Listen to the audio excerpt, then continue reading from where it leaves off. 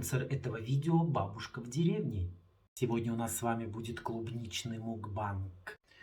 Всем привет, добро пожаловать на мой канал. С кем мы еще не знакомы, меня зовут Алексей. Сегодня у нас с вами будет клубничный, земляничный мукбанг. Поэтому, если вам интересно, то оставайтесь со мной до конца. И всем приятного просмотра. И всем приятного аппетита. Самое главное, приятного аппетита. Ну, во-первых, посмотрите, у меня обновка, у меня новая майка, новая футболка. Это, кстати, футболочка с моего отдела. Она немножечко с браком, друзья, поэтому... Ну, а кто будет носить, если не я? Я же виноват, что привез бракованную футболку. Вот приходится брать футболочку. Да у меня просто тут кошка. Кошка, вот как вот, видите, сзади меня вон. На заднем фоне, видите, кошка. Друзья, ну с чего начнем? Начнем с того, что подготовьте себе тоже что-нибудь вкусненького. Чаю, кофе, может быть, напитки покрепче. Давайте сегодня с вами немножко поговорим. Заканчивается очередная неделя, есть немножечко о чем поговорить. И начнем мы, наверное, с самого главного, друзья. Я нахожусь в родительском доме, друзья. У меня... Чё же я сижу-то, надо кушать. Господи, чуть не подавился, какая же это вкуснятина. И кислятина. А почему кисленько попадается, не знаю. Вот в связи с этим мне доверили на неделю дом. Родители у меня живут в своем доме. Когда-то я тоже здесь жил. Родительский дом. Начало. Вот, у меня родители уехали в другой город на недельку до второго. Да что это? Нет, рано еще средь белого дня. Вот, уехали отдохнуть от огорода. Ну и, соответственно, огород лег на меня. Теперь самый главный плюс. Вся ягода моя. А какая у нас сейчас ягода? Только клубника прет. И то у меня родители не хотели садить клубнику. Не хотим ей заниматься. Я говорю, нахер ей заниматься. Посадили, пусть растет. Усики обрезайте да поливайте. Зато покупать не надо. У нас собака такая дорогая у нас в этом году. В общем, я их уговорил.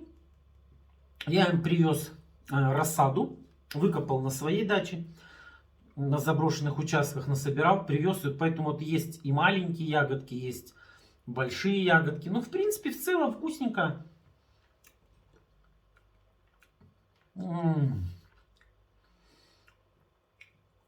Это, безусловно, вкуснее всякой покупной. В общем... Такие дела. Скажу честно, что я прям немножечко вроде как и отдыхаю. Но с другой стороны работы полно. Надо поливать, надо полоть. И надо вот этих зверей всяких кормить. Да? Лежит кошка-зверь. Давайте я вам сейчас покажу. Смотрите, какая красавица. Наследница. Между прочим, эта наследница... Мне на 20 лет дарили кошку, маленькую котенка. Она выросла, мы переехали с родителями в свой дом. Потом она родила, ну она много рожала. Потом она родила, да, привет. Потом она родила кошку.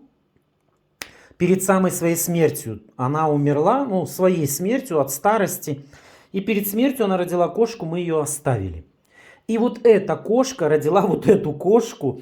Ну, правда, она, к сожалению, тоже вроде как от старости умерла. Ну, не совсем уж такая и старая была.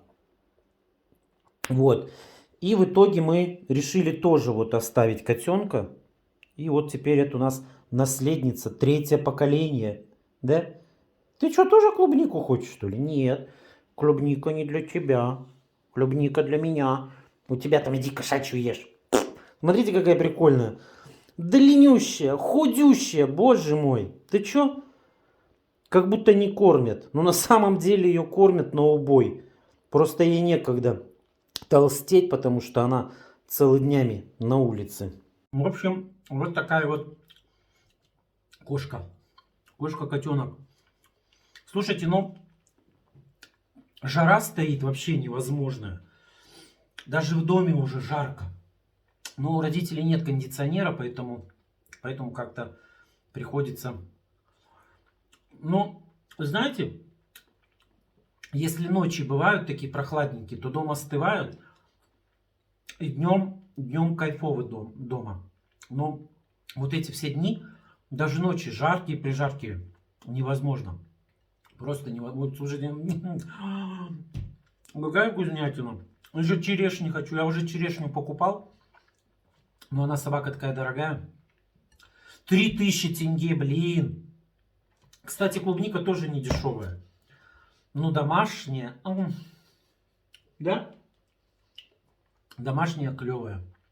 Так что, в общем, я до вторника. До вторника буду находиться здесь. А потом пойду к себе домой. Потом приедут, меня выпроводят.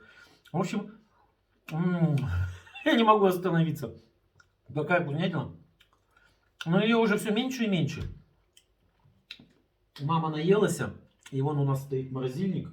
Купил родителям морозильник. И теперь она намораживает ее. Я сказал, говорю, мам, я приду. Я не буду морозить, я буду ее есть. Хоть наесться ее. Вдоволь.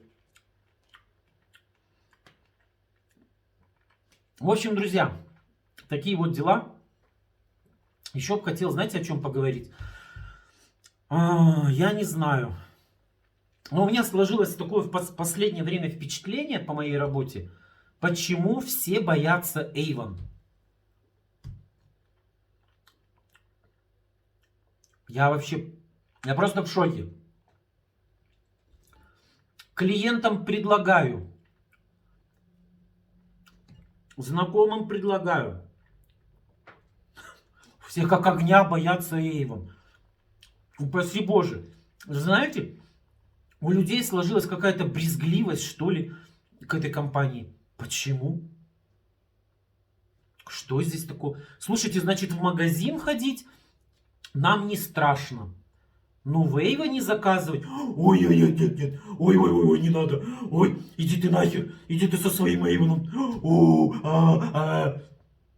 Ёб твою за ногу, блин. Я прям целое видео хочу посвятить вот этим фразам, которые я слышу, когда людям предлагаю перейти на Avon. Слушайте, но Avon уже не такой, как раньше. Может быть, раньше, да, бегали с каталогами, предлагали, заставляли покупать. Но сейчас нет. Сейчас мир перешел в онлайн покупки. Есть такая вот даже статистика. Я не стал готовиться, выписывать эту статистику. Ну, блин, ну по статистике сейчас люди больше покупают в интернете, чем в магазине. Да, я тоже хожу в магазины. Но была бы моя воля, я бы все в интернете покупал. Потому что, ну, во-первых, вы покупаете в Avon по ценам склада. В магазине вы переплачиваете за продавца, за аренду, за рекламу, за доставку, за перекупщиков. Во! До хрена, в общем, переплачиваете. Не верите? Сходите в магазин «Светофор». Дешевый магазин. Почему? Потому что это магазин-склад. Там нет продавца. Там есть только кассир. И там нету куча... Вот мы приходим в магазин, да, как магазин устроен. В маломойку приходим, да, за косметикой. Сидит продавец. Вот этот продавец получает зарплату.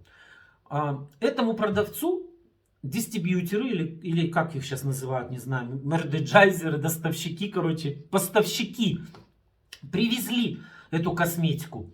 Они тоже получают зарплату. Этим поставщикам, скорее всего, с другой страны, в наш город, тоже кто-то доставил косметику до ихнего офиса. Тоже получили зарплату.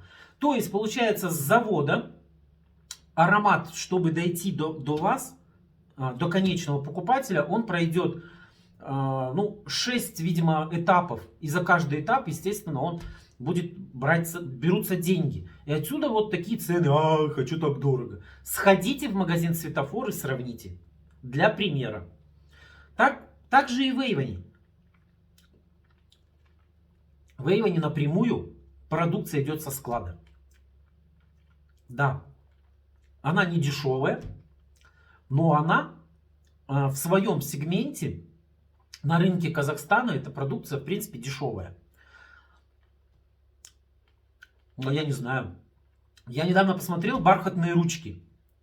Бархатные ручки, по-моему, стоят 700 или 800 тенге. Крем для рук. Что он там такого великого крема? Обычный крем. Я не думаю, что он хуже или лучше эйвонского крема. У нас крем стоит 520 тенге. На секунду. У нас, я считаю, в Эйвоне один из самых дешевых кремов для рук. Ну да, кстати, Фаберлики дешевле. Ну, Фаберлик, ну, вроде бы как российская компания. Здесь как бы понятно. У нас все-таки с Польши сейчас доставляется продукция.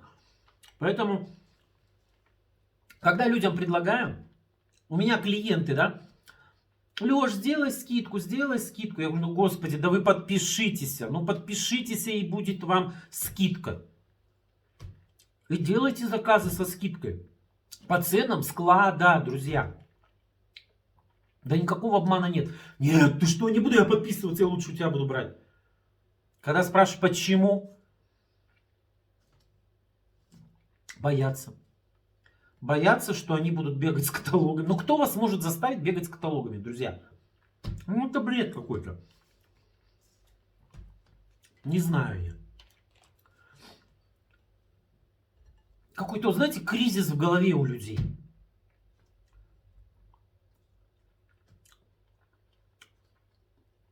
Я всегда предлагаю, подпишитесь, попробуйте. Все официально. Никакого обмана. Не знаю. Боятся и все. Может, вы знаете ответ? Напишите в комментарии, пожалуйста, как у вас дела обстоят. Уважаемые клиенты, кто смотрит видео, пишите. Ой, класс. Вкуснятина, вкуснятина. Знаете, у меня самый уникальный город. У меня самый уникальный город на всей планете, наверное, Земля.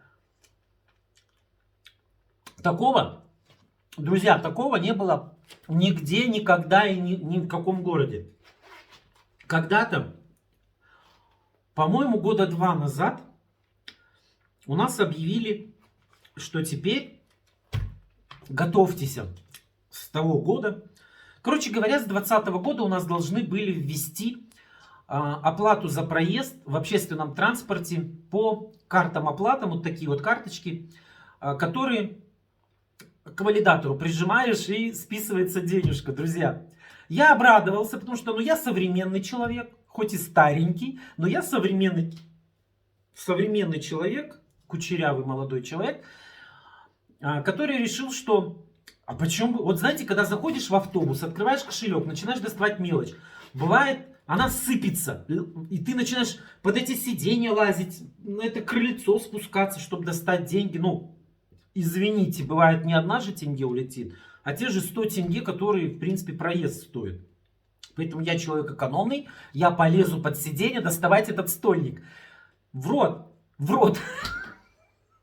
Вот, друзья, что я хотел сказать. Я обрадовался. Думаю, ура, наконец-то у нас суперсовременный город. Кто не из Казахстана, хочу сказать, что такой проезд по валидаторам у нас котируется в Казахстане только в Алматы и в Астане. В Нур-Султане, простите, пожалуйста. Вот. Ну и там проблем нет. Что я хочу сказать. Потом они объявили, что эту карточку нужно купить За 500 тенге, друзья. Пустую. За 500 тенге. Конечно, я охерел. Вот вам, блядь, и 21 век. Тут матов просто не находится. Как будто они ее не окупят, эту карту. Ну, зачем я должен ее покупать? Это бредятина. Мы живем в 21 веке. Я сразу завозмущался, думаю, нахера мне ваша карта нужна? Сделайте QR-код. Друзья с других стран меня, наверное, поддержат, скажут, что, наверное, проблем нету, и через телефоны рассчитываются, и через QR рассчитываются. А где QR брать? В телефоне брать. Короче, пипец. Все собрал в кучу. И все. И потом, с 2020 года, сегодня 22. И они объявили, что с 1 января, если карты не будет, за проезд будешь платить там 150 тенге. По карте будешь платить 90 тенге. Ну, куда деваться? Я часто на автобусе езжу, у меня машины своей нету. На такси тоже не всегда выгодно. Вот, поэтому я пошел и купил себе карту за 500 тенге. Проснулся 1 января. И что вы думаете? Они отложили. Они отложили на неопределенный срок. Сегодня 22 год. И я считаю, что у нас самый уникальный город во всем Казахстане. Потому что только у нас на душу каждого пассажира есть разные способы оплаты. В этом году у нас ввели Каспий QR. Теперь мы можем рассчитываться Каспий QR. Можем рассчитываться Билайном через мобильное приложение QR Билайн. И можем рассчитываться вот этой картой. Но самое главное, мы можем и продолжаем рассчитываться у кондуктора или у водителя. В общем, куча разных способов. И вот недавно, что у меня получилось, я зацепился, я защитился за женщину. Я уже рассчитался QR, Каспий банком. И заходит женщина, кондуктор ей говорит, ну и женщина QR готовится рассчитаться. Кондуктор ей говорит, а можно наличкой?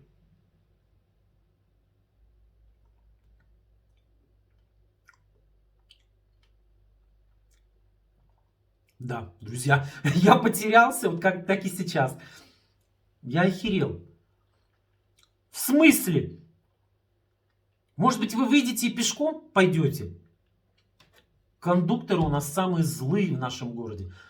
Ужасно. Я не говорю за каждого кондуктора. Конечно, есть и очень хорошие. У нас есть женщина, но давно от нее не встречал. Пайка такая классная, такая приветливая. Она всегда здоровается, когда ты заходишь. Она всегда... Ой, она много чего говорит. Но она всегда доброжелательна, приятная. Но это единицы. В общем, эта женщина, которая рассчиталась QR, ей сказала, говорит, в смысле наличкой? Я хочу QR рассчитаться. Кондуктор начала ей говорить, что да вот, все рассчитываются QR. Слушайте, меня бесит вот это вот. Все рассчитываются QR. Ты какого хрена в автобусе сидишь?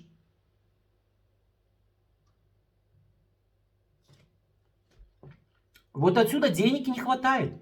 Она говорит, денег не хватает на горюче-смазочные материалы. Автобус заправлять надо сейчас, а эти деньги нам через месяц только придут. И тут уже вступился я. Я говорю, женщина, говорю, ну что вы врете? Каспий QR деньги переводит на следующий день. Ну нам их дают через месяц. Я говорю, вот кто вам дает, вы туда претензию предъявляйте. Если висит Каспий QR, значит я имею право рассчитаться Каспий QR. У нас денег не хватает, скоро будете пешком ходить. Я говорю, у вас денег не хватает, потому что вы воруете. Для этого валидаторы и поставили, чтобы вы не воровали. Чтобы мы рассчитывались и все денежки поступали в бюджет. Что-то, блядь, в Алмате и в Нур-Султане автобусы не разорились и не встали. А у нас в Усть-Камане, блин, все. Сейчас все автобусы встанут и ходить не будут. Бред. Вот полный бред.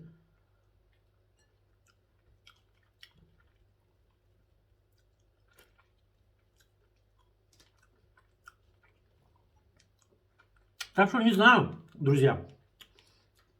Усть-Каменогорск Самый уникальный город на свете. На душу каждого пассажира приходится разные способы оплаты. Хочешь, плати карточкой, хочешь, плати наличными, хочешь, плати QR таким, хочешь, плати QR таким. Хочешь, вообще едь бесплатно, друзья.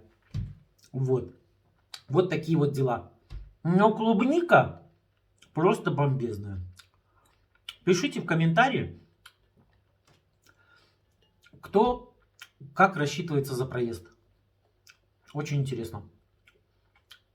В общем, у меня есть теперь и карта, у меня есть и такой QR, и такой QR. Друзья, кто из Усть-Камана? У нас есть еще такая фишечка от Билайна. Если вы видите в транспорте QR Билайн, то вы можете рассчитаться, и 50% от суммы вам вернутся на карту. Вот такой приятный бонус. Но он, к сожалению, не во всех транспортах. Вот, поэтому я вот сегодня в трамвае проехал. В трамвае есть такой QR. Я рассчитался. 80 тенге у нас стоит проезд в трамвае. За 40 тенге я проехал. Вот это вот вкусняшка, да? Согласитесь. Мелочь, а приятно. Вот. Но так можно пользоваться только 2 раза в день. Ну, можно понять, что, чтобы не разориться, правильно? Ну, 2 раза в день достаточно рабочему человеку. Приехал на работу, уехал с работы. 80 тенге потратил. Спасибо большое Билайну, или кто там придумал этот уникальный способ экономии. Я очень счастлив. Друзья, ну еще хотел затронуть тему, пока еще есть клубничка. Пятничная распродажа на прошлой неделе вызвала... кто не почистил клубнику?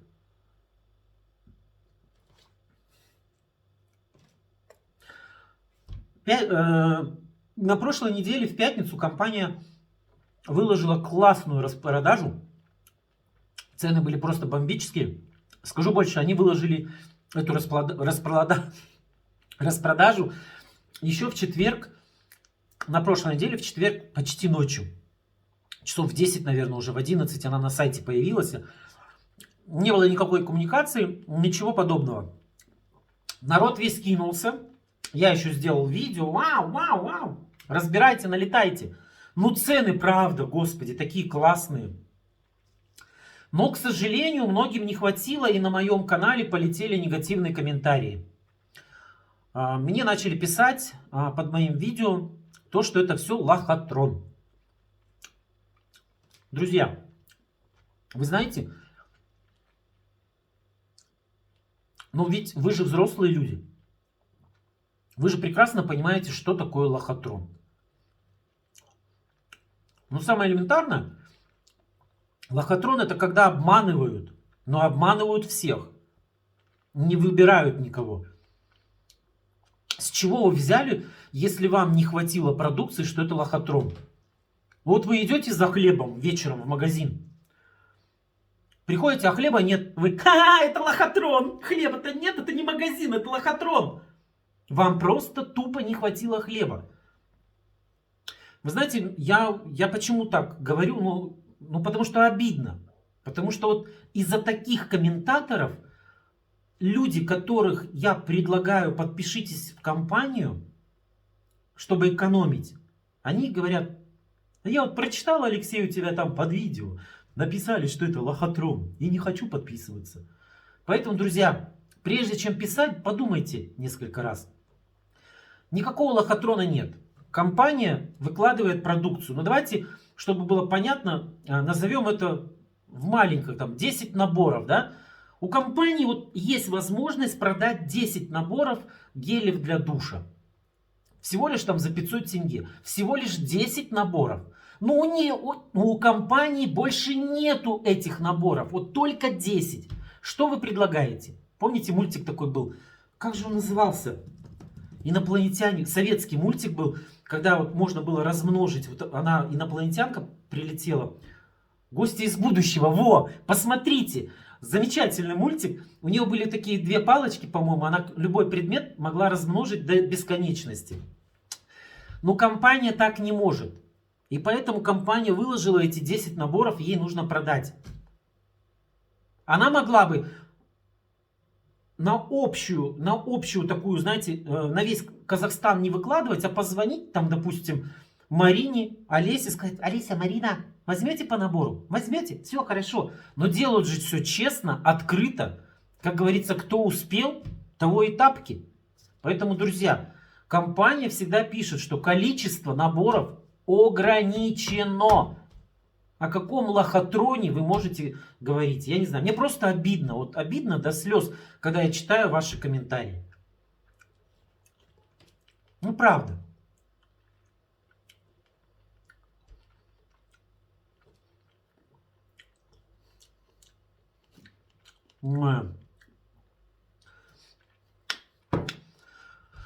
Ой, клубника. Я, по-моему, натрескался. Ну, это же не мясо. Можно есть, да есть. В общем, вы знаете, может быть вам перейти в мою команду? Я уже говорил в одном видео, только в одном видео сказал, не пишите мне в личку. Пожалуйста, пишите все вопросы здесь, под видео. Не пишите мне в личку. Я уже объяснял почему. Потому что у меня очень много работы, у меня очень много представителей, клиентов. И если вы не являетесь моим представителем, то у нас с вами нет прямой связи. Ну как нету? Вот есть мой телеканал Хабар. Переходите на Хабар. Вы можете всегда любой вопрос задать здесь, на моем канале, на YouTube. Я всегда отвечаю на ваши вопросы, если у меня такая возможность есть. Но если вы хотите напрямую общаться со мной по WhatsApp, по телефону, то переходите в мою команду. Все элементарно, очень просто. Я всегда буду на связи. И вот такие вот распродажи вы будете узнавать вперед планеты всей. Ну, по возможности я всегда делюсь и с вами тоже вперед планеты всей. Поэтому я уже много раз говорил. Еще раз скажу. Кто хочет перейти в мою команду, это нужно сделать здесь и сейчас. Ничего не бойтесь, жизнь одна. Как Бузова, да, говорит. Ничего не бойтесь, жизнь одна. Живите здесь и сейчас. Поэтому, друзья, чтобы перейти ко мне в команду, к сожалению, перевод невозможен. Для этого вам нужно подписать кого-то из своих близких. Ну, допустим, если вы сами занимаетесь и хотите в мою команду, то тогда вам нужно кого-то из близких подписать под меня. И вы будете работать, ну, под другой фамилией, так скажем. Ничего страшного здесь в этом нету. Когда компания вашу фамилию выведет из оборота, тогда вы можете уже своей фамилию подписаться вновь у меня. Все элементарно и просто. Ничего сложного нет. Ой.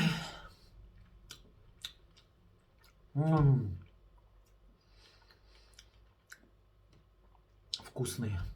Мукбанг сегодня обалденный получился. Мои вкусовые сосочки, язычочки или сосочки, как правильно? Мне эта реклама безумно нравится. Довольный от такой вкусной клубнички. Ну что, мои хорошие,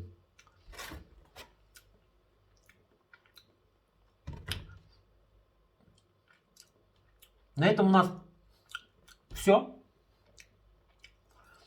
Спасибо. У кого хватило сил досмотреть это видео до конца, потому что видео, наверное, не для слабонервных, особенно те, кто любят клубничку. Всем желаю...